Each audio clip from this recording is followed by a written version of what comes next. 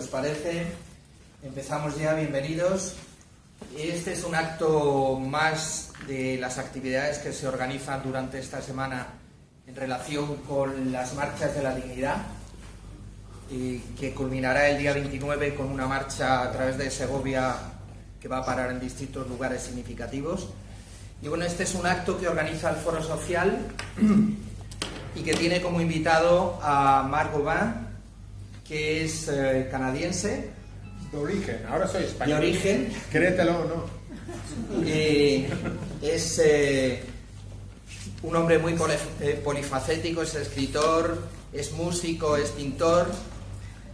Bueno, él se formó en Ottawa, en la Universidad de Carleton, en Ciencias Integradas. No sé muy bien qué es eso, Ciencias Integradas. Bueno, ciencia, todo lo mismo base de ciencia, pero en lugar de seguir una rama de química y tal, hacer una cosa integrada. En mi caso era sistemas, matemática aplicada y biología. Bueno, él tuvo una experiencia, digamos, muy abierta al mundo, porque su padre era diplomático, creo. Estuvo en bastantes lugares que tenían, en general, por lo común, el rasgo de pertenecer o al tercer mundo, de estar próximos al tercer mundo. Sur de Europa también, en Portugal, en Grecia, en España. Se ha instalado aquí entre nosotros, tiene familia, vive aquí y ha escrito un libro que es el que nos va a presentar, que es SIOP, la operación psicológica del dinero. Bueno, a mí me parece especialmente interesante el que podamos hablar del significado del dinero, ¿no? Porque estamos viviendo en una sociedad en la que fundamentalmente el dinero es la base en torno a la cual se crean valores, ¿no? O se destruyen valores, mejor dicho. Entonces, entender un poquito más cómo funciona el dinero, cómo funciona irracionalmente y cómo debería funcionar de una manera racional, creo que nos ayuda a comprender nuestra situación y nos ayuda a construir sobre bases sólidas algo diferente a lo que vivimos y que estamos de acuerdo todos que no nos gusta, ¿no? Este mundo realmente necesita ser cambiado en profundidad y radicalmente, ¿no? Entonces, bueno, simplemente darle la bienvenida y dejarle que nos hable sobre este tema tan apasionante. Gracias. Muchas gracias.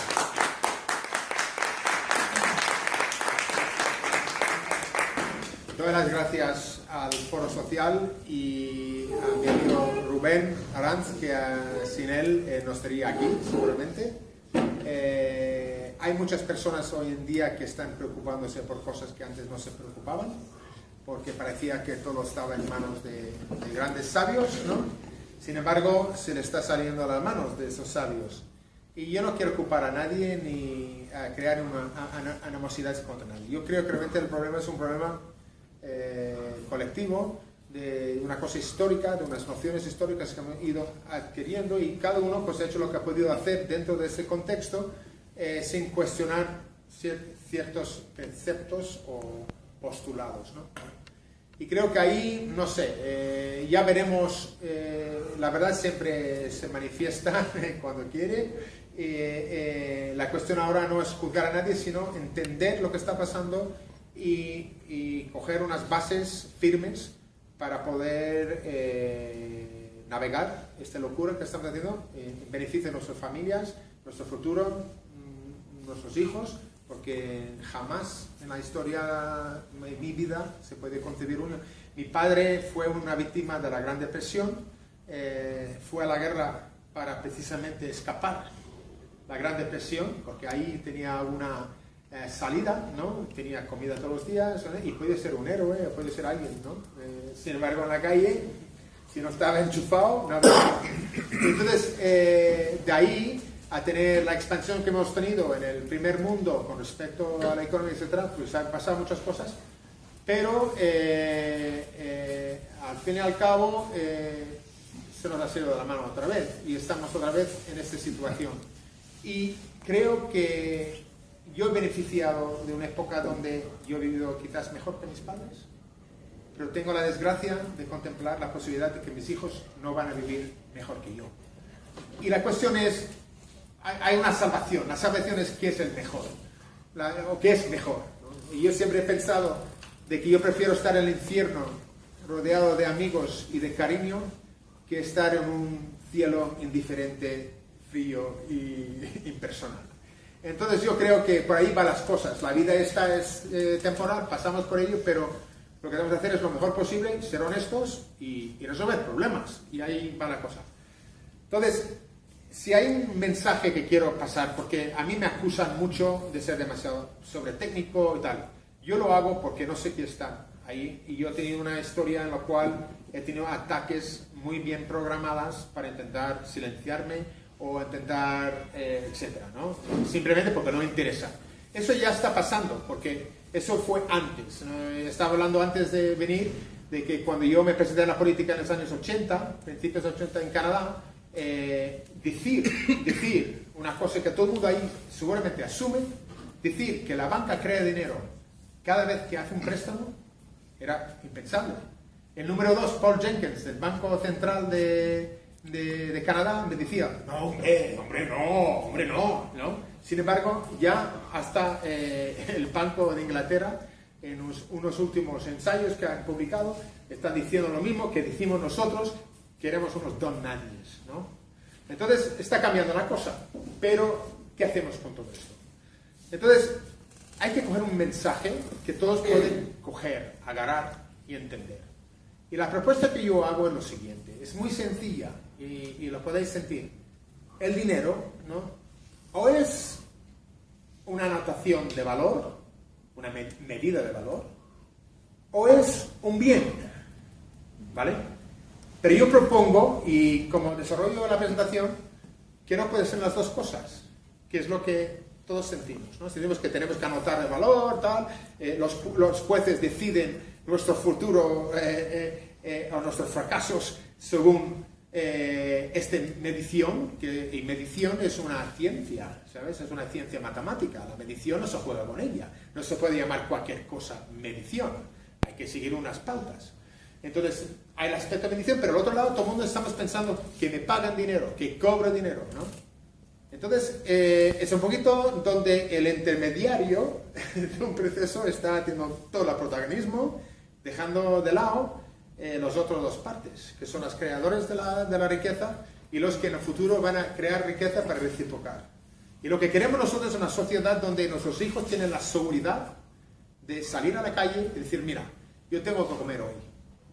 ¿Qué hago para otra persona para justificar mi existencia? Y existe una ciencia que te va a dar una manera de apuntar ese valor de forma estable para que cuando una persona hace otra cosa para otra persona, ¿no? se queda constancia de esto y avalamos nuestro valor como personas. Ahora, la cuestión de crédito, quien merece tener acceso a distintos recursos por su comportamiento en la sociedad, es otra cosa aparte. Pero la medición tiene que ser clara y inequívoca antes de hablar de la cuestión de crédito. Porque si empezamos a mezclar el crédito de que entonces estamos haciendo santos ladrones y ladrones santos. Entonces, eso no soy yo. Siempre soy yo, pero esta vez no.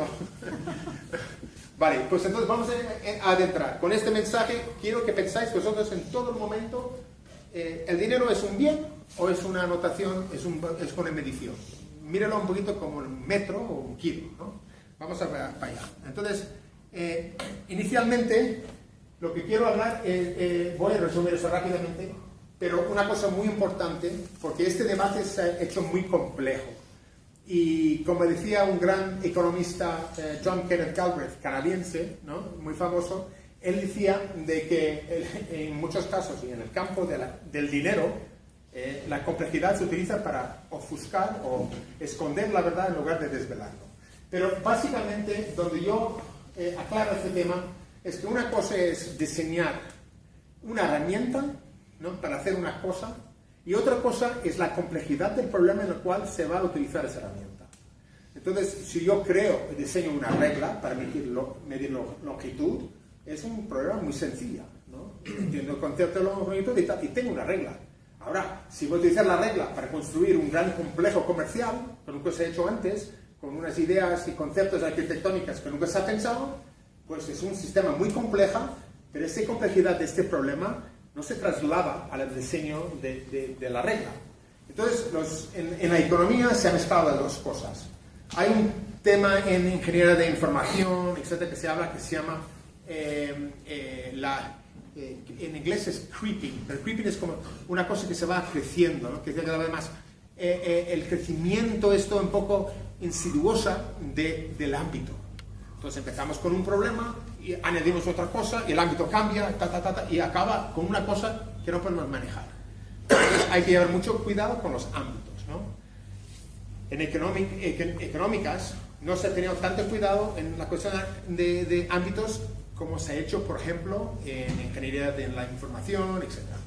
Entonces, el ámbito de la decisión, del diseño del dinero es muy concreta la problemática que trata y es muy útil en otro ámbito muy compleja y muy difícil, que es la gestión de la economía. Entonces, no vamos a buscar las dos cosas. Y luego, con respecto al primero, que es el diseño de la herramienta, vamos a hablar de la función de estabilidad que debe tener. Entonces, como he dicho, cuando aclaramos si el dinero es unidad de medida o es un bien de valor variable, ya veremos la importancia de eso. Y también vamos a intentar definir el problema que el dinero tiene que resolver, independientemente de que si utilizamos monedas o apuntes, etc. ¿Qué estamos intentando hacer? ¿Por qué queremos el dinero, no? Y finalmente, este problema básico se tiene que entender entre todos, porque cuando firmamos contratos con personas económicas, de hipotecas, todas esas cosas, las bases se tienen que entender por todos lados, y eso es otra cuestión. Entonces, seguimos para adelante. ¿Cuáles son las creencias vigentes sobre el dinero? Entonces, según la banca, el dinero es un almacén de valor, un medio de cambio y una medida de valor o unidad contable. Entonces, eso se asume y ya está, para adelante. Pero en realidad, el dinero es algo lógico y no tiene propiedades físicas. ¿Qué quiere decir eso? Quiere decir que cuando yo pongo el número, el símbolo de euro con un número en un papelito, en una memoria informática, en un billete del Banco de España o en un pagaré, todos son intercambiables. Por lo tanto, las propiedades definitivas del dinero no está en el soporte, está en otra cosa. ¿Y cuál es esta? Pero como el soporte no importa y puede ser cualquier cosa, ¿no? Hasta la memoria humana, ¿no? Entonces, el dinero es una cosa lógica, no es una cosa física. Eso es muy importante saber. Entonces, almacén. Entonces, esa noción, como mucho, es una alegoría. Decimos, mira, como apunto el valor, es como nos acordamos y por lo tanto es un almacén. Pero no es un almacén en el término estricto de la palabra. Porque si yo he dado un caballo, ¿no? Un papelito a cambio, no tengo nada parecido con caballo, ni su utilidad, ni su valor. Tengo un papelito que dice que yo pues merezco algo de valor equivalente a un caballo.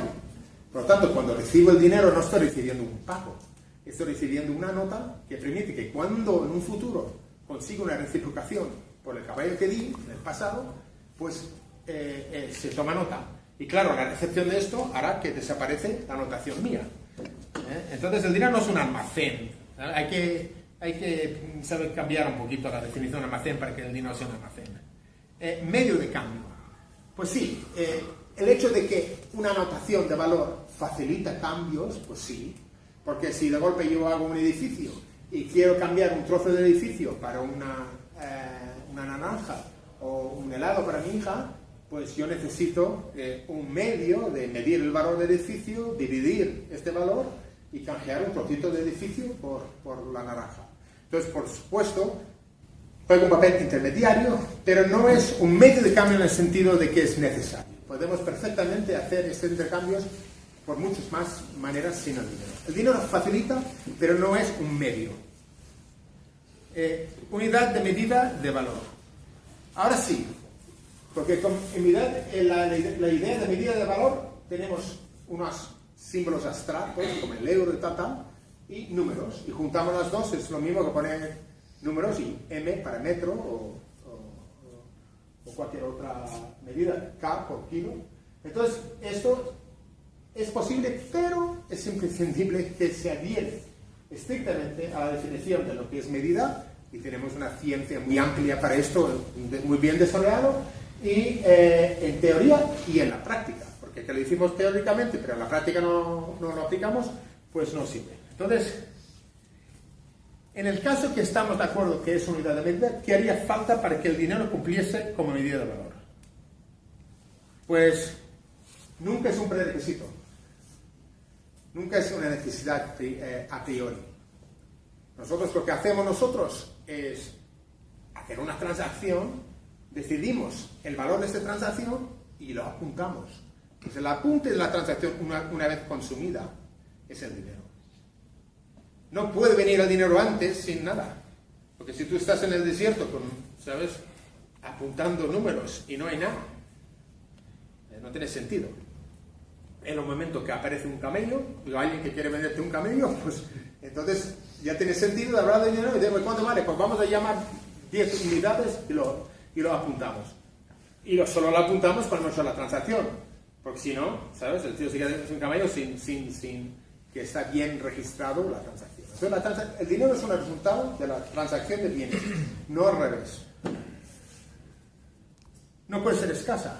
Es decir, que tanta riqueza que tengamos para intercambiar, tanto dinero tiene que haber. Porque el dinero mide el valor que intercambiamos, no determina el valor que intercambiamos. Y no debería. Ojo.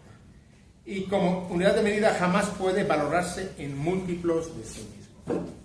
Entonces, no tiene sentido que tengamos 1 metro igual a 2 metros. Pues no funciona. Entonces, todo este concepto, algo parecido o que al fin y al cabo acaba con esta conclusión, es falsa. No hay más. Entonces, aquí hay una cosa que es un poco técnico para las personas y está buscando una manera más coloquial, pero es que hay que haber mucho cuidado, porque cuando haces una prueba matemática, aunque es bastante sencilla y bastante trivial, sin embargo, requiere su rigor. Si haces un pequeño error, te tira abajo lo que estás diciendo y te pones en una situación mala. Pero básicamente lo que estoy diciendo es que si hablamos de que el dinero es un bien o una medida, ¿no? La medida quiere decir que es medida de algo. Entonces, el dinero representa el valor de algo. No puede tener el valor de este algo, porque si como la misma anotación tenga un valor, cuando mides este algo y apuntes a la anotación, ¿qué haces? ¿Apuntes a la anotación de la unidad o la apuntes de lo que estás representando? Si no son la misma. Entonces tienes un problema, ¿no? Y además no tiene sentido, porque cuando representa valor, la conclusión de esta prueba es muy sencilla y invito a todo el mundo a mirarlo con una lupa. Pero básicamente decimos, si llega a la conclusión de que para que una anotación de valor representa el valor de otra cosa, su valor propio tiene que ser cero. Así de claro. Entonces, no tiene valor. ¿Y ese dónde nos lleva? Nos lleva la idea de que si el dinero es una representación del valor de las demás cosas, ya no es una cosa de valor. ¿Y qué es importante de esto? Ya no tiene sentido alguno de que se presta. No tiene sentido alguno que sea, que circula. Porque cada transacción tiene sus propias mediciones. No hace falta las mediciones de otras transacciones para representar las mediciones de una transacción. No tiene sentido que se alquila, ¿no? Y que se concibe como un producto industrial. Todas esas son cosas sin sentido. Pero nos hemos ido asumiendo porque hemos tenido confianza, aceptado a los expertos, y ellos sabrán lo que dicen, y hemos sido muy contentos en decir, pues mira, si tengo que trabajar, conseguir algo, pues yo valgo, y voy a trabajar, ¿no? Y está bien trabajar, claro, todos lo necesitamos, pero vamos, llega un momento que estás trabajando y de golpe tienes que trabajar un poquito más, y luego un poquito más, y luego tienes que hacer un poquito de chanchullo aquí, y luego tienes que juntar puentes por allá, y al fin y al cabo acabamos donde estamos ahora. Entonces, el Banco de Inglaterra aclara este punto también, porque el Banco de Inglaterra en sus recientes publicaciones ha dicho que el dinero es un simple anotación del valor de bienes. ¿Cuál es el problema del modelo que tienen ellos? Ya lo veremos, pero por adelantar es simplemente bien. ¿Estáis correctos? Pero no puedes utilizar el mismo dinero como bien, ¿sabes? Porque entonces tiene un circuito que se autoalimenta y vamos para allá. Y solo sirve para representar transacciones estables y pasivas. Cuando tú haces una medición, dices, bueno, cogemos el cerdo, lo ponemos el cerdo en la balanza y dice 60 kilos. Vale. Apuntamos 60 kilos más 10 kilos de mi comisión.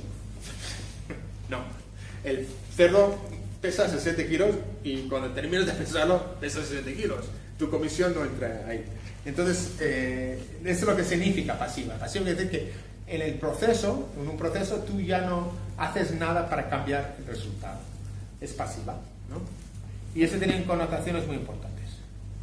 Entonces, conclusiones para una definición coherente del dinero. El dinero representa medidas de valor en unidades abstractas y comunes. Todos sabemos lo que es el euro, todos vamos a la plaza, sabemos cuánto cuesta en euro, tal, y cuando alguien dice, oye, ¿cuánto cuesta tu no sé qué? Tú piensas cuánto me ha costado lo demás, cuánto de esos cosas he consumido. Bueno, pones un número y luego hay gente que compite contra ti, que ponen que son más eficientes y dices, uff, tengo que apretar el cinturón porque lo hacen mejor y más barato, etc. Todo el mercado libre. Pero ¿qué pasa? Que referimos al euro. Y tenemos un conocimiento porque somos inteligentes, ¿no? Y somos sensibles. Y entonces conocemos lo que pasa en el mercado, en el mundo en que nos tratamos, particularmente ahí, y sabemos qué es qué. Entonces ya sabemos las valores relativas, quién realmente quiere trabajo, quién no requiere trabajo, etc. Entonces llegamos nosotros a medir todas esas cosas con una unidad común. El dinero jamás suple el valor que representa. Entonces, para que el dinero sea coherente como medida, no puede ser un sucedáneo del valor que representa. Cada transacción genera sus propias unidades que luego modifican saldos existentes. Eso es importante porque la ilusión que tenemos nosotros es que hacemos una transacción de bienes, lo que mueve son los bienes, los servicios, ¿no? Se traslada un valor de una persona a otra. Y en función de esto, cada uno hace una modificación de sus cuentas. Pero ¿qué pasa? Esta modificación es proporcional. ¿Por qué? Porque ya han decidido un precio, han movido la cosa y cada lado, según su perspectiva, cambia sus cuentas correspondientemente. Crea la impresión de que hay un algo que mueve entre los, que digamos, las estancias de uno satisface o se pasan de uno a otro. Yo tengo tantos euros y ahora tengo uno y se lo paso al otro, ¿no? Pero no es igual decir eso que decir que tenemos saldos en función de una cosa que realmente que se mueve, que es el bien, y modificamos los saldos correspondientemente.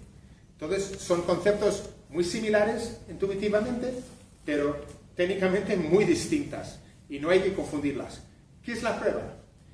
Que no se puede. Es cuando empezamos un sistema de este modo, si se trata de un suministro de unidades, sabemos, como hemos dicho antes, el dinero solo tiene sentido cuando hay una transacción, entonces todo el mundo tiene saldo cero.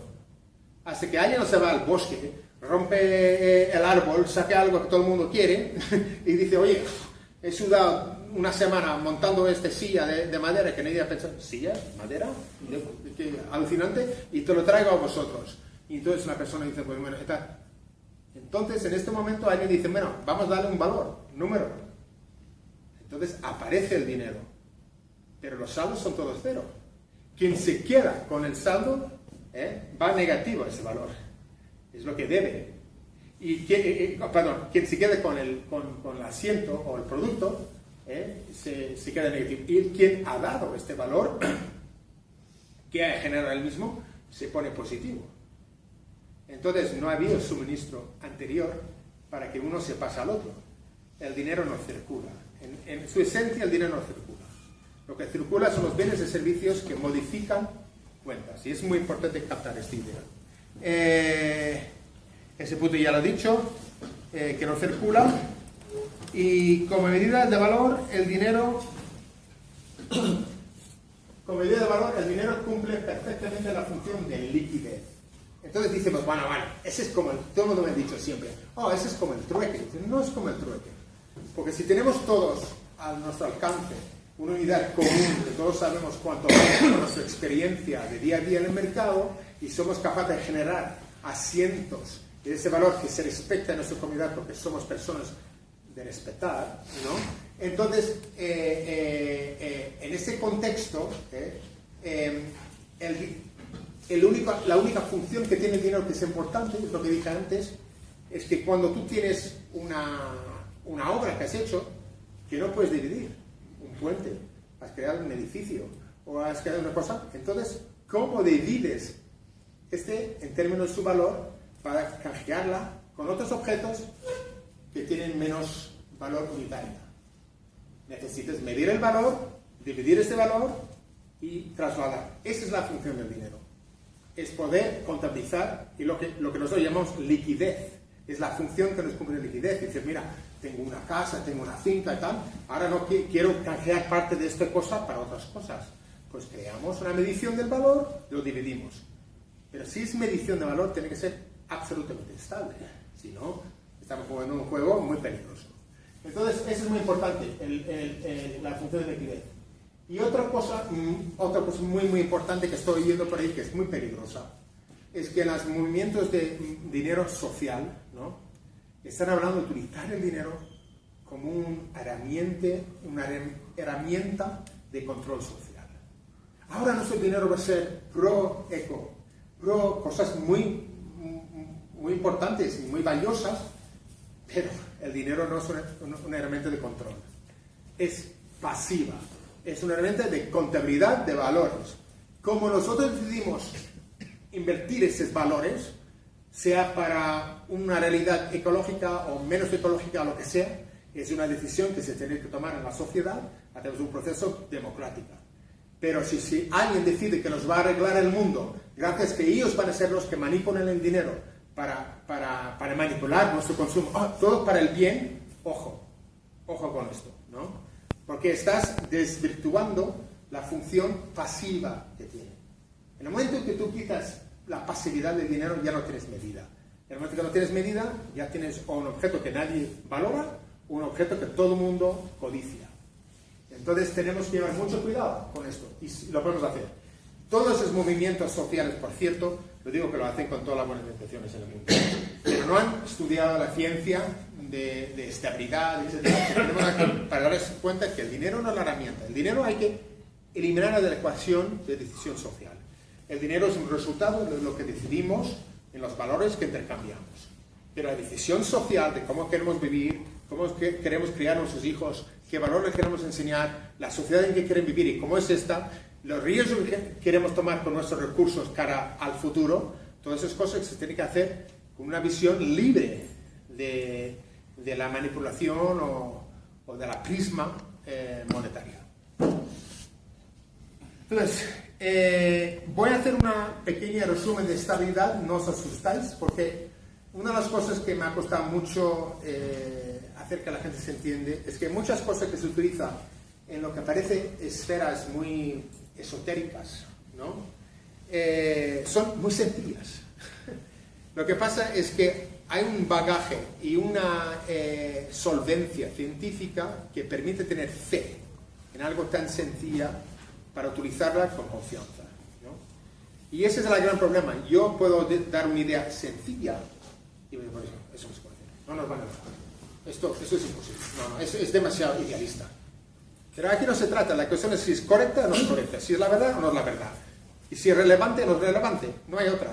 Y muchas cosas muy sencillas podemos todos aprender al nivel que necesitamos entender y aplicar a nuestra vida. Y la estabilidad es una de ellos, porque hay cosas que va a sorprender aquí.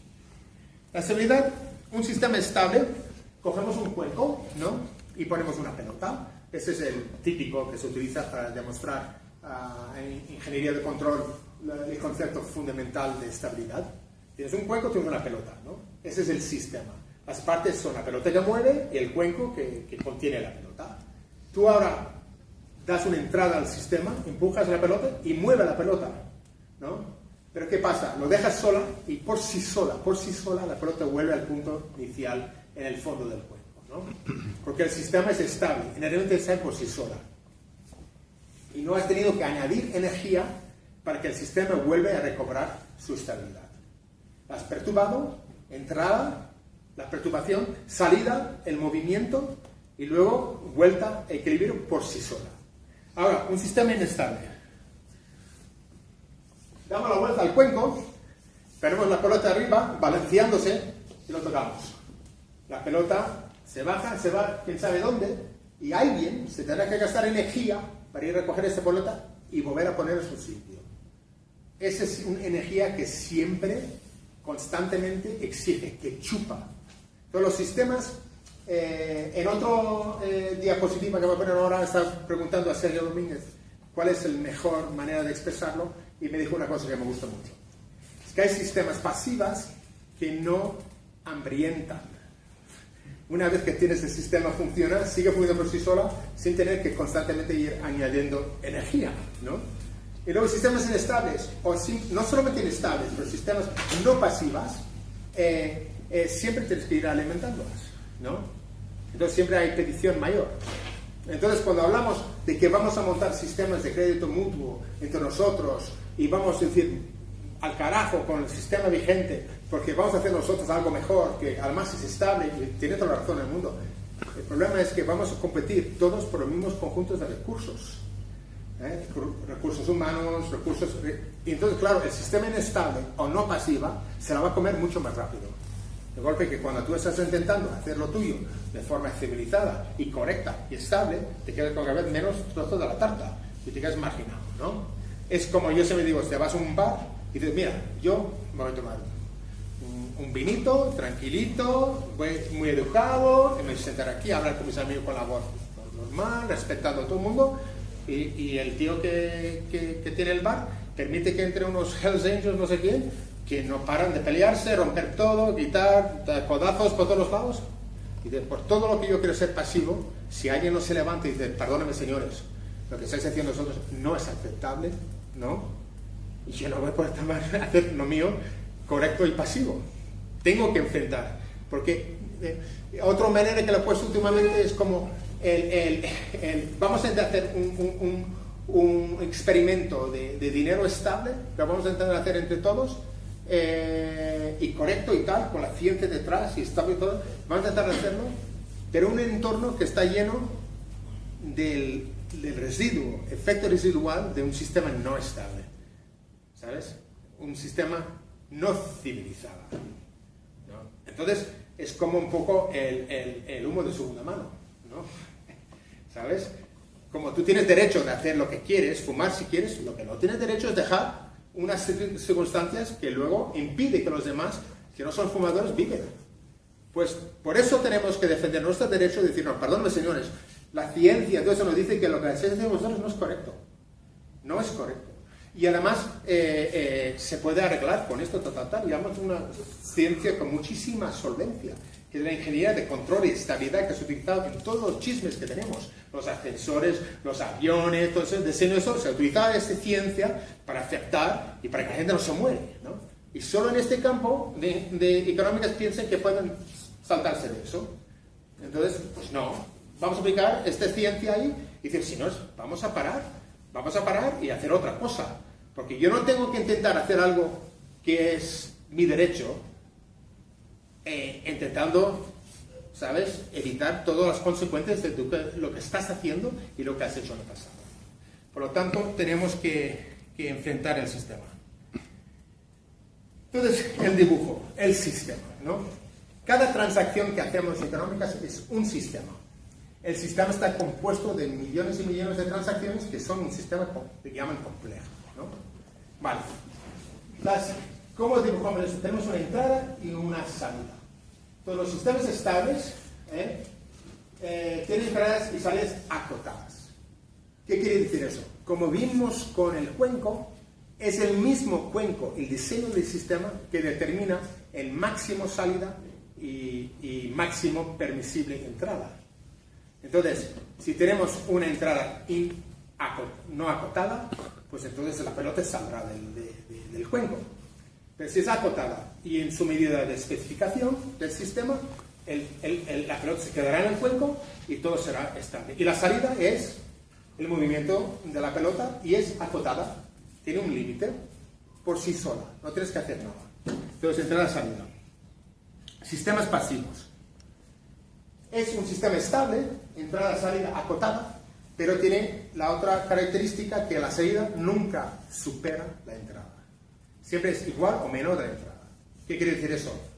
Lo que debes es lo que pagaste en precio, nada más. En el momento que alguien suma una comisión aquí, ya no es, puede ser estable, pero no es pasiva. ¿Y cuál es la importancia de que un sistema sea pasiva? No solo estable, pero pasiva. Es lo siguiente. Vemos que cada transacción es un sistema. Tiene una entrada, tiene una salida, tal. Si es estable, pero no pasiva, que decir que la salida es más grande que la entrada, se suma, pero no se suma con el tiempo con un exponencial, ¿no? Simplemente es una suma, pequeña sumita, una comisión puntual. Si hacemos esto, ¿no? Y la salida, cuando cogemos muchas transacciones en serio a través de una cadena de valor, cada subida se suma a la siguiente, se suma a la siguiente, se suma a la siguiente y produce un producto consumible por todos. Y el gasto de esto lo incorporamos todos en nuestros gastos al principio del ciclo siguiente. ¿Sabes? Entonces tenemos un sistema que constantemente nos está dando un valor cada vez mayor. Por eso muchos de los sistemas sin intereses, pero con comisión, han acabado con sistemas también, economías inestables. Porque se ha pensado que solo es el crecimiento de una transacción y no se ha pensado de la suma de varias transacciones que al fin y al cabo es como interés compuesto, pero en lugar por el tiempo, por número de puntos de la cadena. Poco técnico, pero el concepto básico es que es imprescindible que sea pasiva porque tenemos muchas transacciones en la economía y queremos que la economía sea pasiva. Tomar nota también que cuando hablamos de esto estamos libremente transaccionando lo que nos da la gana.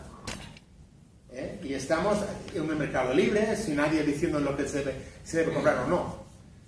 Que es otra cuestión política, social, que decidimos en otro lado. Pero el sistema por sí es estable y nunca nos va a engañar.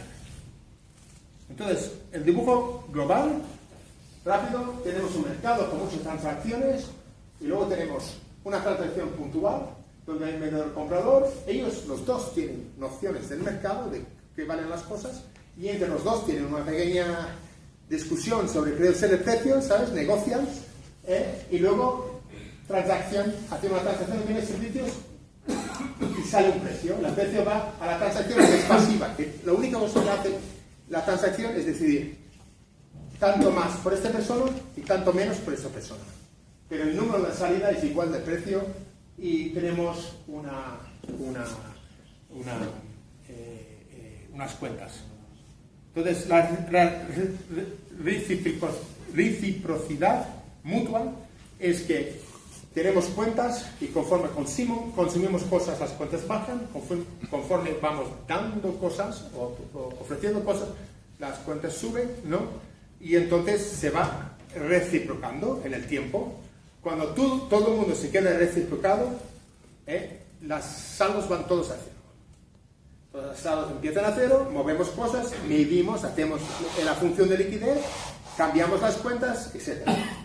Y cuando hay la masa monetaria como hablan, la masa monetaria es la cantidad de bienes que no han sido reciprocados aún. Alguien ha dado algo y aún no se ha reciprocado. Y esa es la masa monetaria. ¿Y cómo se elimina la masa monetaria? Haciendo cosas unos por los otros, nada más. Y no pasa nada. Y cuando quedamos todos al saldo cero, no pasa nada. Hacemos más riqueza y vuelve a tener dinero. Pero tiene que ser la riqueza que creamos nosotros, los valores, los servicios, que determinan el dinero que tenemos. Entonces, rápidamente, los criterios que dimos antes de un sistema que es coherente, vemos que con un sistema pasiva se cumplen todas. Ahora, hacemos un sistema inestable, el vigente, y vemos que en la transacción hay un pequeño bucle, ¿no? Y este bucle es de que el precio y el dinero no es proporcional. Algo pasa, hay un movimiento, y eso hace que la salida cambie y ya no tenemos claro las cuentas en términos de medición de valor. Y, por supuesto, no se cumple nada de los criterios de un sistema estable, de un sistema coherente. Perdona. Entonces, Lo que decía antes, que ya le he dicho este parte, un sistema pasivo estable, que es lo que necesitamos para medir correctamente las cosas, ¿sabes? No puede convivir con una que no es pasiva o inestable. Entonces, si ambos pasivos o no pasivos compiten por los mismos recursos, no pueden convivir. Uno dominará a la otra o acabará extinguiendo a la otra. Y será la inestable no pasiva que acabará con el sistema pasivo. Será el educado, el justo, el honesto que se queda en el último lugar. Entonces, las contradicciones que invalidan todos los contratos de dinero vigentes. Eso es muy importante. Volvemos a la definición del dinero y hemos visto que realmente la idea de almacén y medio es una alegoría basada en el hecho de que contamos que el dinero es una válida representación de valor. Tenemos la medición de valor y decimos, bueno, hemos almacenado o hemos facilitado la transacción. Ahora, según la ley, eso es muy interesante. La definición de dinero se define implícitamente según el artículo 1753 del Código Civil Español. El que recibe un préstamo, dinero u otra cosa fungible adquiere su propiedad y está obligado a devolver al acreedor otro tanto de la misma especie y calidad. Entonces, esto quiere decir que hemos decidido, vamos a probar, hemos acordado de que el dinero no tiene propiedades físicas. ¿Estamos de acuerdo? ¿Vale? Entonces las calidades suyas no son físicas, son lógicas. Entonces, ¿cuál es la propiedad del dinero que tenemos nosotros, el euro, que puede determinar su calidad? ¿Alguien tiene una idea? Una cosa sola, su poder adquisitivo. Si cambia su poder adquisitivo, su calidad ha cambiado. Un euro que te compra tanta gasolina hoy y mañana te compra menos, no es el mismo euro, ¿verdad? Pero la ley dice que el dinero es una cosa fungible. Y tiene, para soldar la deuda, tiene que tener la misma cantidad, un tanto de la misma especie, calidad. ¿Puedes definir fungible? Sí, perdón. Fungible es un concepto en lo cual un objeto viene después, pero un objeto, ¿no? Por ejemplo, tenemos hojas de papel, ¿no? De A4 con un peso X. Yo te doy una hoja, esta hoja lo consumes. Ya no puedo beber la misma hoja, ya no me sirve. Pero cualquier otra hoja de la misma peso, de la misma calidad, sustituye y resuelve la deuda. Eso es fungible.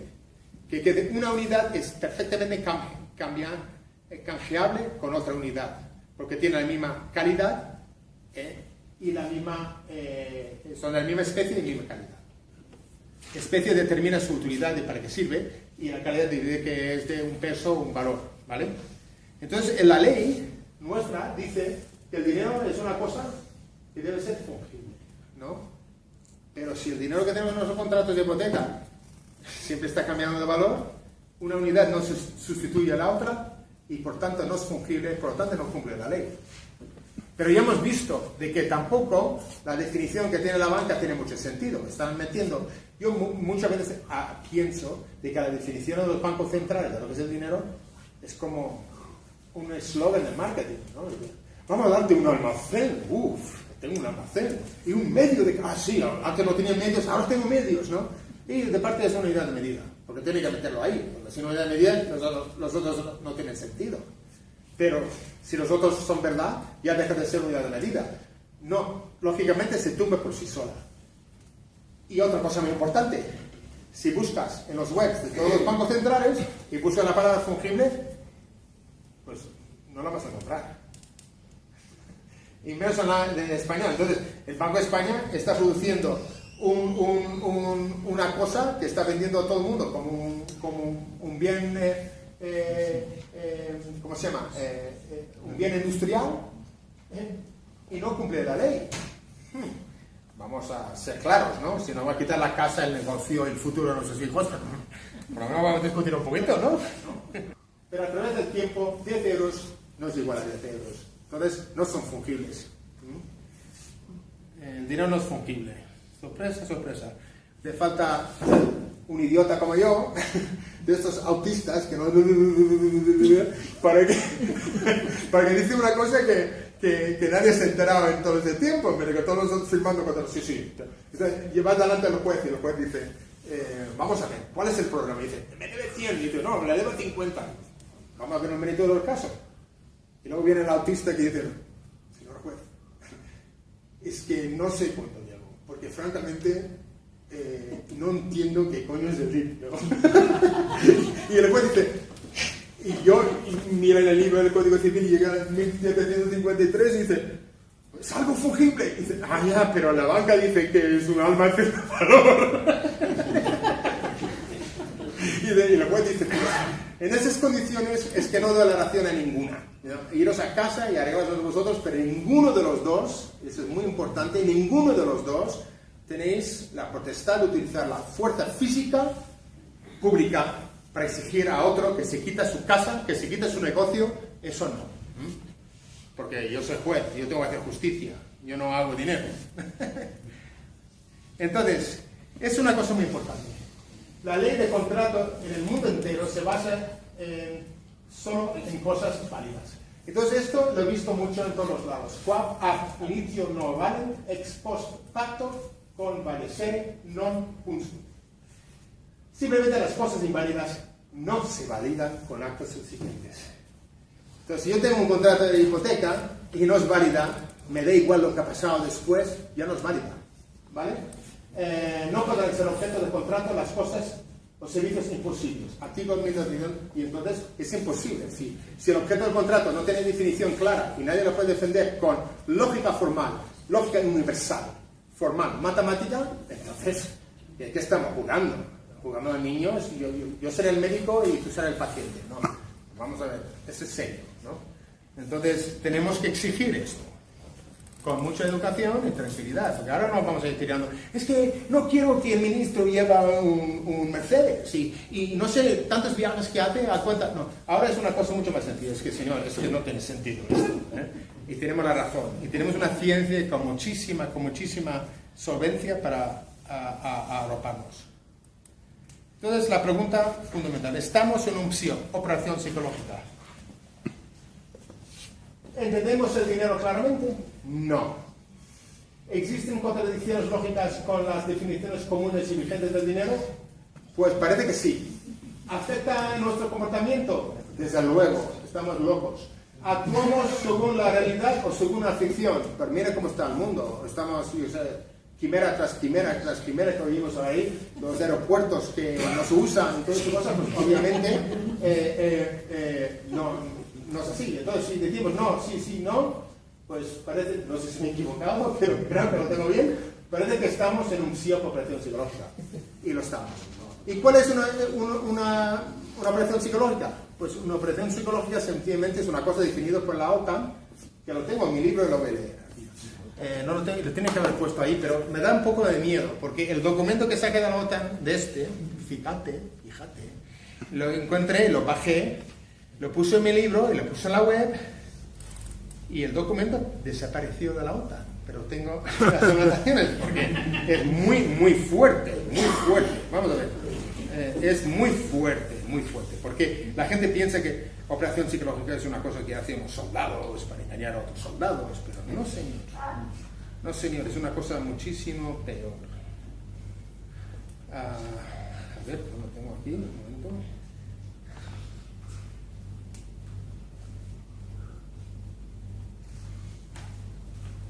Vale. Operaciones psicológicas OTAN. Actividades psicológicas planificadas tanto en tiempos de paz como de guerra, dirigidas a públicos enemigos, amigos y neutrales, con el fin de influir en las actitudes y comportamiento que pudiesen afectar el logro de objetivos militares y políticos. Incluyen actividades psicológicas estratégicas, operaciones psicológicas consolidantes y actividades psicológicas en campos de batalla. Incluyen Bataille como uno de los tres, no únicamente. Eso es AJP 3.7, NATO Psychological Operations Doctrine, la doctrina. Tenemos unos señores que pagamos nosotros el dinero para que se ponen aquí a pensar cómo pueden comernos el coco.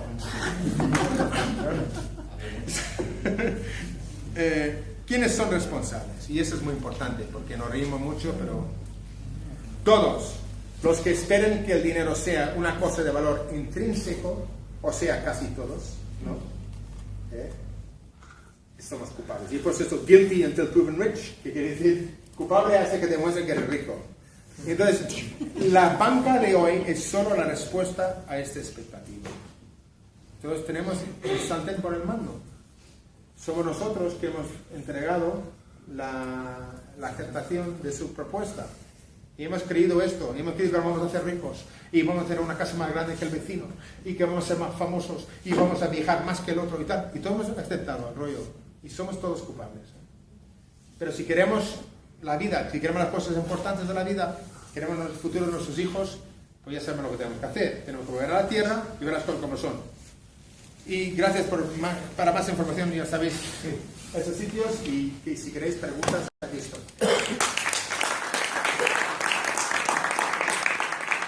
¿Conoces las monedas sociales? Sí, claro. Quería saber tu opinión respecto a este tipo de dinero.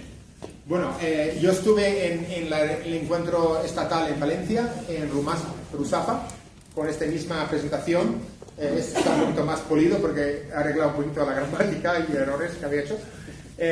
Pero ahí estuve y conozco a Enrique Montesa y lo apoyo totalmente. El Orway, que es el euro al revés, ¿no? Y el Orway es yo siempre he dicho que el modelo que tenemos que implementar en todos los sitios posibles son las monedas crédito mutuo sin intereses y sin comisiones. Yo dije que se cobra por un servicio de mantener las cuentas, como se cobra un sueldo, ¿no? Pero no un porcentaje de las transacciones, porque incumbimos en que puedan tener transacciones estables, pero que no son pasivas, y en serie ya crea un problema. Entonces, en ese sentido, estoy totalmente de acuerdo con eso. Lo que pasa es que estoy intentando decir que es un error, es muy difícil montarlas, porque toda la gente que participa ahí tienen que irse a casa, pagar la hipoteca, pagar la luz, de esas cosas, y eso requiere buscar, y cada vez con menos trabajo, buscar trabajo por dinero convencional, que cuando llegan a los sistemas alternativos, que son el modelo correcto, ya no tienen energía, capacidad y flagean. Pero eso es porque, como he dicho antes, si quieres tomar una copa tranquila en un barco llena de matones, pues no lo vas a conseguir. Sí, perdona. Perdona, entonces yo tengo una pregunta. ¿Una moneda alternativa social, local, como quieras llamarlo, sí cumple la definición de sistema estable que has dicho tú? Sí. Porque si no se puede especular con ella, no se puede hacer cosas raras con ella. Bueno, no es que no se puede, es que su función es simplemente anotar. Por eso. No es una cosa exacta, tienes razón. Y ese modelo, lo que pasa es que el concepto es que dos sistemas que tienen que nutrirse del mismo conjunto de recursos, uno es inestable o es no pasiva, se va a comer el sustrato mucho más rápido que el otro. Y entonces, por eso, donde no estoy de acuerdo y donde me preocupa un poquito el movimiento, es que están intentando hablar de que si solamente montas esos sistemas, estás solucionando algo. Y no, porque el problema no es... Ahora el problema no es el humo de segunda mano. Ahora el problema es que tú no puedes no fumar mientras que hay un tío al lado tuyo que no para de fumar y respirar en tu cara. Entonces nosotros tenemos que poder crear, tenemos que exigir el derecho, según la Constitución, de los derechos que tenemos nosotros, de vivir y representar nuestro valor de una forma estable, que sea matemáticamente. Y una de las cosas que tengo muchas veces que me preguntan, ¿sabes? Me empiezan a hablar de estabilidad otros en términos relativas. Y como he dicho antes, la estabilidad no es una cosa relativa. Una cosa es estable o es inestable. Y si es inestable, te va a costar un dinero tremenda para mantenerlo estable. ¿Cuál es el ejemplo? Y donde fracasamos siempre, el ejemplo más gráfico que hay son las plantas nucleares y lo que ha pasado en Fukushima, ¿no? ¿sabes? No se puede decir que esas plantas son estables, es una mentira. Los ingenieros que han firmado ellos deberían ir a la cárcel, porque una planta nuclear no es estable, es súper inestable. Que tú gastas un montón de energía porque tienes mucho presupuesto este año para contenerlo, es una cosa. Pero con una economía como tenemos inestable y te flagea de esto y no cambias unos tornillos cuando tienes que hacer y de golpe, ¡blum!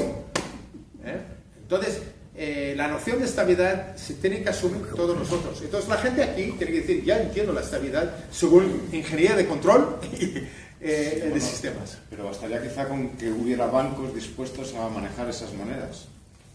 En el sentido de que se pudieran hacer... No, ¿por qué? Porque los contratos que existen hoy en día exigen cosas exponenciales. Ya, bueno, pero la elección no. Entonces, si estos contratos se consideran legales, esta gente y además, y si están en conjunto con el Estado, y el Estado mismo está firmando esos contratos en nombre de todos, sí. En tu modelo supongo que siendo digamos, un sistema pasivo y estable, tiene que haber creación y destrucción de moneda a la vez, digamos, o divisa, ¿no? Eso ocurre naturalmente, a través del consumo y la producción. Si vamos a coger una población de 2 personas, yo te vendo el camello, ¿no? Quiere decirse que no existiría inflación en un modelo así. No, la inflación no. Lo que puede existir es que decidimos todos volvernos locos. Y antes pensábamos que valía muchísimo, cosa que, por cierto, el sistema vigente no ha impedido. Había un momento que pensábamos que hacer granjas y fuentes de comida y formas de vida sostenibles, que tienen una tradición larga, con una dieta mediterránea que es, vamos, la envidia de medio mundo, ¿no? Y una forma de vivir bajo el sol, y todo, con el trabajo, pero que todas esas cosas maravillosas, como he dicho. Y luego hemos decidido que vamos a pasar todo el día en una playa pasándonos un canuto. ¿Vale? Entonces, llegará un momento cuando se llama estable, diré, pues vale, dedícate a pasarte el canuto. ¿Y de cuánto vale el canuto? Pues y montamos cuentas igual. Pero estamos viviendo y llega un momento y dice, mira, este juerga y ya no sirve de nada. Tengo que hacer otra cosa. Y el sistema estable dice, pues mira, haz otra cosa y yo lo contabilizaré. Y de golpe, lo importante es que el sistema no te impide decidir, se acabó la juerga, ahora voy a ver lo que hacían mis padres y me voy a dedicar a hacer algo porque así no se puede vivir, ¿no? Nos han quitado esta opción. Y además nos han cargado con la culpa. Y lo que más me molesta de todo esto, que alguien en una entrevista me ha preguntado esta pregunta, y dice, ¿por qué te has metido en esto? Y una cosa que no aguanto, es que se culpa a las personas los pecados de otros. Es que no lo aguanto. Entonces, unos señores que están viviendo de maravilla mientras que se está derrumbando el mundo, y cuando se levanta una mañana se va al bar, hay una señorita que está cobrando 600 euros al mes sirviéndole un café. Y está ahí, ¿no? Otro que le hace no sé qué, que puede quizás hacer por sí mismo, ¿no?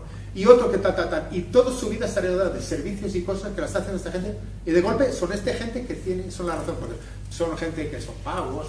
¿Qué dices, tío? Y ahora se la han encontrado con los pantalones por debajo de las rodillas y siguen diciendo, pues no pago como un niño mimado. Es que me tienen que salvar porque yo soy tan importante. ¿Pero de qué coño hablas, tío? Y el papel de un sistema estable, el papel del Estado, ¿no generaría inestabilidad también? Aunque tú creas hacer, porque al fin y al cabo el Estado va a intentar robar parte de tus rentas del trabajo. No, vamos a ver. El Estado tiene una función. En un mundo donde tenemos una contabilidad correcta y fiable, el Estado es un experto. ¿Sabes? Tú tienes una gente que son expertos en obras públicas, en gestión del patrimonio común, ¿sabes?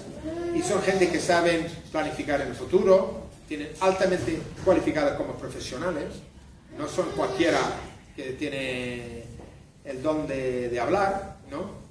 Y esas personas presentan un proyecto al pueblo de cómo gestionar las cosas, utilizando el trabajo que él que hizo antes. Entonces es una persona que hace un trabajo muy importante y muy valioso y se cobra como cualquier entidad, ¿sabes? Ellos crean un valor, nosotros consumimos ese valor y tenemos que pagarla. Y muchos de esos pagos sería simplemente pagar el uso, simplemente de estas cosas, para que esta gente tiene sus sueldos y se le recuerde su valor. Pero cuando la política es inconcluso, y especulativa, como lo es hoy en día, y se ha convertido en una cosa de impresiones, la gente impresiona con su forma de hablar, las cosas que dicen, con demagogía, etc. Pero nadie dice nada claro. Uno de los artículos que he hecho recientemente, y no sé si lo he traducido aún en castellano, pero lo hago primero en inglés y luego intento traducir lo más rápido al castellano que puedo, porque se me salen las cosas más espontáneamente en inglés. Pero una de las cosas que he dicho es que lo he escrito en castellano. Se llama El arte de la censura furtiva. Y entonces, el sutil arte de la censura furtiva. ¿Y cómo funciona? Funciona de la siguiente manera. Vamos a coger temas y sabemos que hay temas que son concluyentes. Por ejemplo, ¿cuánto hierro necesitamos en un puente para que el puente soporte no sé cuántas toneladas de no sé qué a la vez durante tantos años? Es concluyente. La matemática, la ingeniería y todo lo que sabemos es concluyente. No hay discusión. Es solamente saber hacer esos cálculos y enterarte que se pueden hacer esos cálculos. Ahora, ¿qué color vamos a pintar el puente? Eso es inconclusivo y tenemos que votar, ¿vale? Hay cosas que no son concluyentes, que son inconclusos, los que me confundo, concluyente e inconcluso, ¿no? Son cosas que son inconclusos, pero son importantes también, y eso es porque no sabemos y hay que hacer una decisión, estamos forzados. Pero si cogiéramos todas las cosas concluyentes, ¿no? Y los apartáramos y decimos, bueno, vamos a resolver estas y ordenarlas, yo te digo, 80% de las discusiones políticas desaparecen. Lo que pasa es que hay personas que son, o por su falta de fondo, o quién sabe por qué, son artistas en hacer algo inconcluso, aparentar artificialmente urgente, y cosas concluyentes aparentar inconclusos. Y nos quedamos todos mareados. Entonces, en tu pregunta, en un gobierno, ¿no? Donde la gente ya tiene una historia de saber qué es concluyente, qué son las cosas que sí podemos resolver y por qué, ya tenemos mucho hecho. Y lo que es inconcluso, por ejemplo, mira, como tenemos tanto hecho, tomamos el tiempo con lo inconcluso, no vamos a forzarnos, salvo que es algo urgente. Si luego dice, mira, te vienen unos marcianos que te van a aniquilar y no sabes cómo contestar, dice, ¿qué hacemos? ¿Votamos? No des ideas. Sí, y me parece, la intuición me dice que sí, vale, pero esas son pocas situaciones. Y entonces yo creo que hay un tremendo déficit de engaño en la política, porque ahorita no es clara y no habla con el pueblo. Y luego hay un problema también del pueblo, porque el pueblo no se esfuerza en conocer, es fácilmente engañado y tal. No sé, yo pienso que no es una cuestión de culpas, es una cuestión de tomar simplemente nuestra responsabilidad ya. Bueno, yo ya no es ninguna pregunta, pero sí por reafirmar un poquito las cosas que me suenan muy bien todo lo que cuentas, porque al final cuentas dentro de la lógica que yo creo que estamos viviendo todos, ¿no? Cuando ya escuchamos a los economistas y les miras ya con cara extraña diciendo, bueno, ¿qué está diciendo ahora este tío? Me gustaría que todos miraseis la definición que tiene economista en la Wikipedia, porque os sepáis a partir de risa, ¿vale? Y que también, que nos planteemos realmente si los economistas, sea keynesiano, sea, como sea, ¿no? Si realmente, hoy por hoy, tienen ya las claves en un sistema, como tú dices, inestable, para realmente qué energía tendremos que gastar para que el sistema que ellos han montado y del que ellos han aprendido y del que ellos tienen, digamos, todas las herramientas, todos los dogmas, todos los paradigmas, que se supone que los tienen muy bien conclusos, ¿no? Y que veamos cómo realmente muchas veces ya esta gente lo que está contando, en general, cuando tienes un sistema como este, es todo disparate, ¿no? Yo creo que eso sí que somos conscientes todos, ¿no? De que realmente cuando ya hablan los economistas con esa rotundidad, muchas veces ya lo siento si hay algún economista por aquí Sí, por la hay sala. uno y además se ilustre. Pero bien, Carlos hemos charlado de esto un poquito. Y cuéntanos un poquito. Sí, no, vamos a ver, yo soy economista heterodoxo. Soy de los que creo que, digamos, evidentemente no me identifico en absoluto con estos especie de hechiceros de la tribu que hablan un idioma para que nadie lo entiende, que son simplemente, digamos, unos profesionales al servicio de una serie de intereses. Estamos gobernados por intereses, unos intereses de unos pocos. Y todo lo que se ha montado con la economía, pues desde mi punto de vista, digamos, el problema evidentemente, digamos, lo explica muy bien Marx, como un tema, digamos, de un sistema inestable que se ha montado. Pero evidentemente, digamos, simplemente es que el capitalismo ha llegado a sus últimas consecuencias, ha encontrado un filón para venderte papelitos. Esa es la historia. Pero bueno, estábamos hablando de los economistas, yo quiero señalaros, digamos, que yo soy de los que cree, digamos, era un chiste que se contaba, se preguntaba que cuál era la profesión más antigua del mundo. Y entonces, bueno, pues, la gente siempre hablaba, que las señoras y tal, y decían, no, digamos, la más antigua del mundo son los economistas. Porque dice la Biblia, en el principio era el caos. ¿Y cómo se pasa a explicar? El caos en la economista.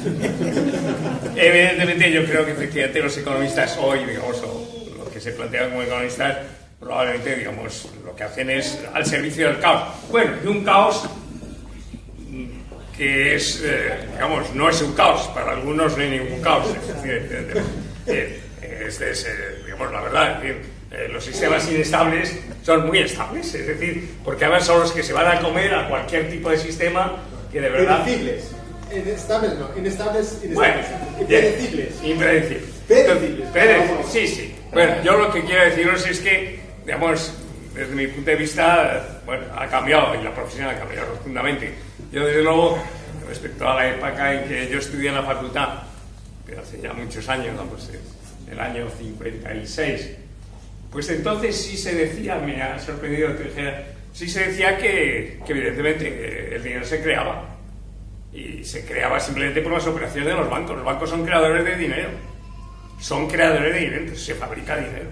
Es decir, se fabrica dinero simplemente, digamos, por cualquier tipo de operación. Nos explicaban, digamos, claramente el banco A, que tiene una serie de depósitos, esos depósitos se los presta al otro, pero además es que solamente tiene el que mantener un determinado porcentaje. Los otros, lo que se ha prestado, a su vez, una parte se queda en el banco, lo cual le permite, a su vez, crear más dinero por la vía del crédito. Es decir, y de forma, digamos, claro, exponencial, finalmente. Y claro, bueno, ya entramos en las últimas virguerías. Yo no he entendido nunca nada de la economía financiera y creo que simplemente pues es una manera de engañar. De la ignorancia. Evidentemente, de aprovechar la ignorancia. Yo quería... Sí, por favor, sí. Bueno, cuando hablas del choque de un sistema inestable con otro estable, a mí me da la impresión de que en el fondo de lo que estás hablando es de una toma del poder. O sea, ¿quién es el más poderoso? Eso es una cuestión política. El más beligerante. El más beligerante, el que tiene más instrumentos de coacción, más instrumentos... O menos escrúpulos. Pero bueno, de hecho esa es una manera de explicar la situación en la que estamos viviendo. Hay una minoría que está abduciendo el sistema económico a su favor, manteniendo esclavizada o sujeta a la gran mayoría de la población en condiciones en que les puede favorecer la creación de riqueza. Sí, pero es sutil esto. Una cosa es que esta diferencia es la topología, por decir una forma, manifestado en el sistema, que es una inestable. Y otra cosa es que dices, mira, no me gusta esta topología donde hay 4 gatos que manda todo y todo el mundo está corriendo detrás de ellos, ¿no? Y dices, voy a montar otra topología que es estable, que es crédito mutuo sin intereses, donde el dinero únicamente representa una anotación de valor. Entonces tenemos ese sistema. Ese es el sistema que queremos porque es el único sistema que nos brinda una unidad de medida estable, que es imprescindible para funcionar. Pero el problema es que cuando esos dos tienen que ir al mismo bosque para sacar la misma madera, este tiene un comportamiento Y estaba hablando con Sergio hoy, Domínguez, que es profesor, y me decía una palabra a utilizar para tu ejemplo, que no lo he puesto aún, pero es hambrientar. Hay sistemas que hambrientan y hay sistemas que no hambrientan. Entonces, si tú tienes dos sistemas, uno que hambrienta y el otro que no hambrienta, el otro va a arrastrar el que no hambrienta al pozo. Devora. Devora. Sí. Sí, es devoradora sí, es voraz. Voraz. Pero lo que yo quiero decir con este ejemplo es que no es suficiente saber cómo debe funcionar un sistema estable. Es que tenemos que juntarnos nosotros todos y decir, para allá. Además, yo no me voy a manifestar en la Plaza del Sol para que me parte la cara un pobre tío que está ganando 900 y no sabe qué hacer y le ha metido no sé qué en el desayuno para que actúe como muchos lados, ¿no? Yo no quiero hacer esto. Yo quiero juntarme, quedando en mi casita, en línea con todo el mundo, gente con mi internet, y vamos a decir todos juntos, perdona señores, pero quiero que el ministro de Economía y cualquier otra que se presente en otro partido que explica, por favor, una definición del dinero que cumple la ley de estabilidad. Defínemelo, por favor, y defíneme como lo que tenemos a otros lo es o no es. Y que conteste esas preguntas, ¿no? Y ya sabremos los que realmente quieren al pueblo y que no quieren al pueblo. ¿Sabes?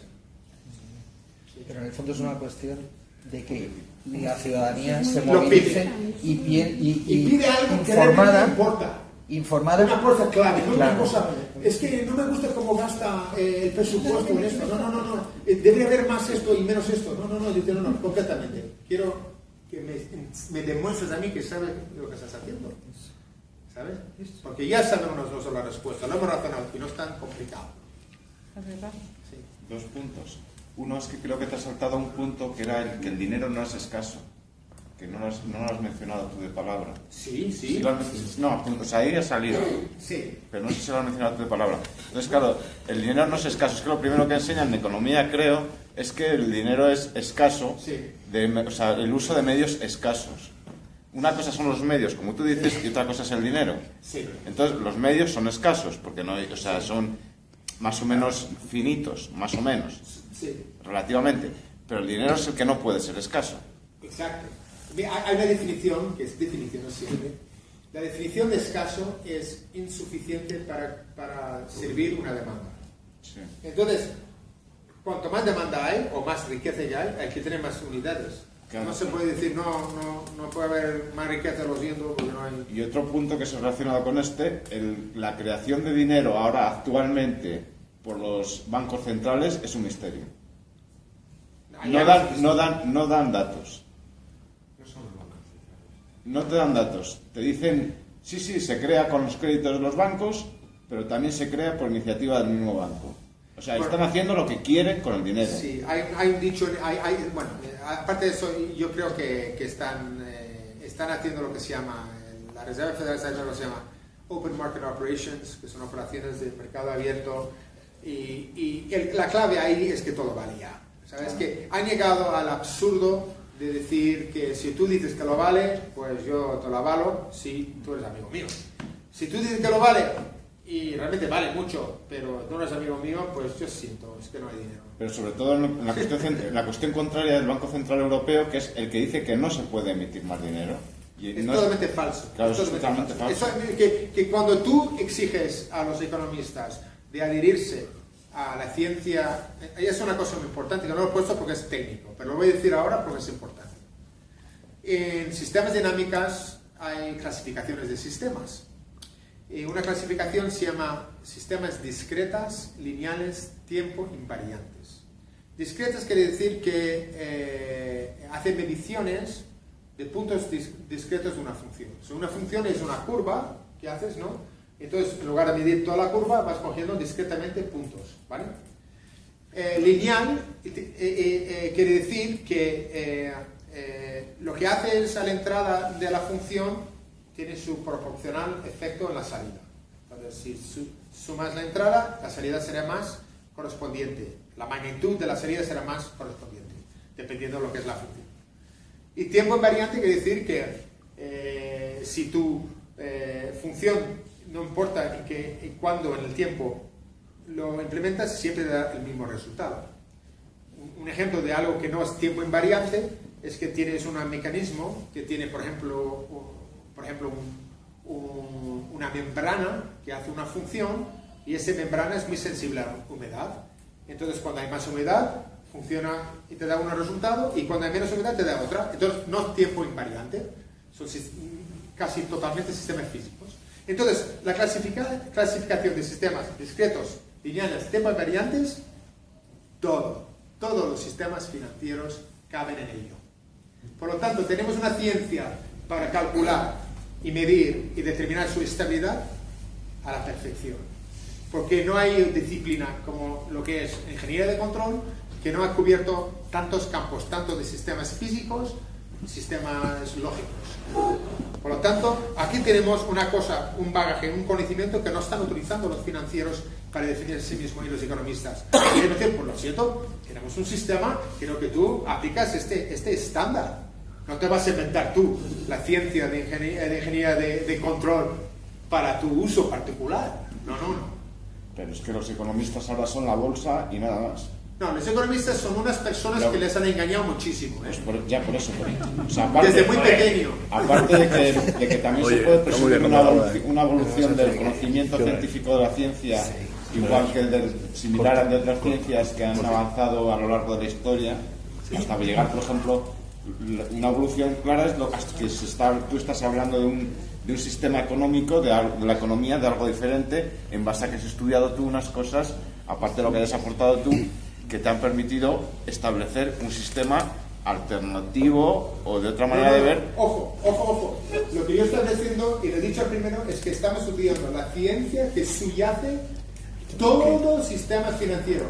Eso no es un diseño de un sistema, es una descripción de una ciencia que se aplica a cualquier... Ya, por eso, pero para eso ha habido una evolución del pensamiento científico, sí, metodológico... En ingeniería de control. Que es saltarse a Popper.